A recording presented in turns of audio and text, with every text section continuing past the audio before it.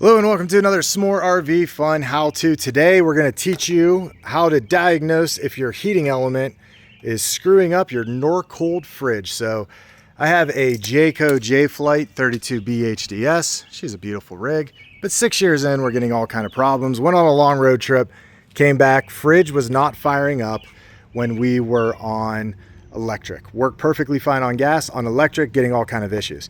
A couple other symptoms were going on at the time because there was actually two problems that were existing here. Number one, my battery was dead. After 6 years, needed to replace, so replaced the battery. Thought that would correct my issue, definitely didn't. So I was constantly checking my voltage in my circuit board back here behind the Norcold fridge.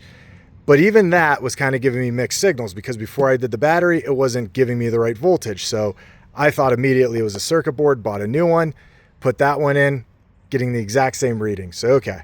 Definitely not the circuit board.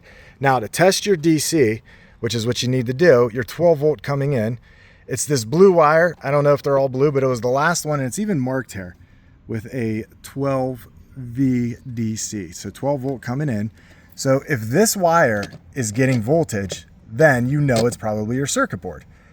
That 12 volt comes out here and runs all the way to the gas firing for your heating element behind your fridge.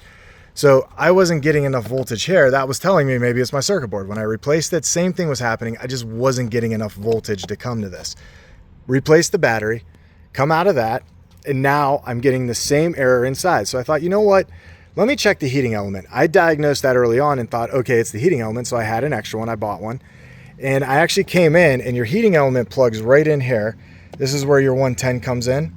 Your heating element plugs in right next to it on these two prongs. It doesn't matter which one you put them on, the connections, because one's high and one's low, so it'll alternate them. But I put the new one on, it immediately got hot. Put the other one back on, this threw the error. So I knew right away that I had to replace my heating element. So this is what it looks like. It's kind of rusted out. I don't know if that's the issue going on or if just maybe the connection. This broke while I was taking it apart, had to get it out. And that's the kind of problem with mine, is that mine is tucked up here sideways. So this piece goes up and down, which is a good note for any of you Jayco owners. This will push up about 7 or 8 inches. That's gonna give you the room to pop out your heating element. Now, if you reach your hand behind here, you'll be able, if your heating element's in there, just chase, there'll be 2 black wires, trace those back up. You'll be able to see where it comes in. It comes in about 7 or 8 inches up from the base. And I could stick my finger in there in the back. But to get that out, I basically grabbed some channel locks and went up around it and squeezed that black part of the heating element and then hit this bottom part with a hammer. And that just loosened it because it was rusted in. So once you get that out, it's gonna be simple enough just to put the new one in and push it down. You just wanna make sure it sits all the way down in there. Put your insulation back around it and close this up. That's gonna be the easiest fix here if you have to replace your heating element. Again, the symptoms are the voltage is running low, you're getting some voltage issues inside. That could be a battery.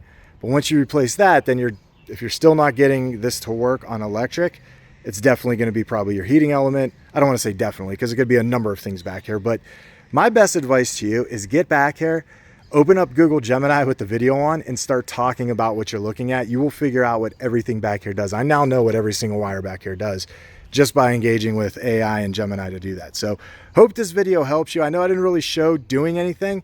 You really just got to do it on your own. Your camper is going to be a little different than mine. Get in there, work on it, and good luck. If you like this video, hit that like button. Make sure you hit subscribe.